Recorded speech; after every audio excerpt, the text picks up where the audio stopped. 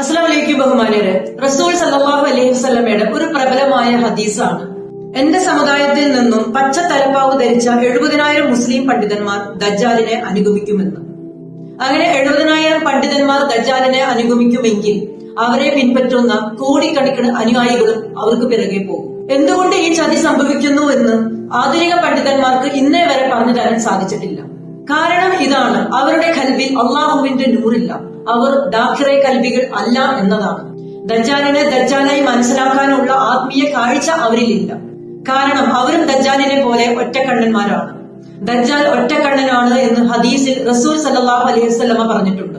മാത്രവുമല്ല, ഒരു കാര്യം കൂടി പ്രത്യേകം പറഞ്ഞിട്ടുണ്ട്: തീർച്ചയായും നിങ്ങളുടെ റബ്ബ് ഒറ്റക്കണ്ണനല്ല, അവന് 2 കണ്ണുമുണ്ട് എന്ന്.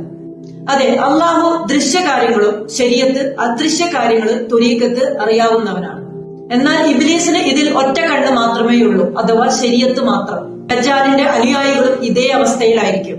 കൽബിൽ നൂറില്ലാതെ ഒരു മൂമിനെ പോലും തിരിച്ചറിയാൻ സാധിക്കില്ല എങ്കിൽ ഒരിക്കലും മഹാനായ ഇമാം മഹ്ദി അലൈഹിസ്സലാമിനും തിരിച്ചറിയാൻ സാധിക്കില്ല.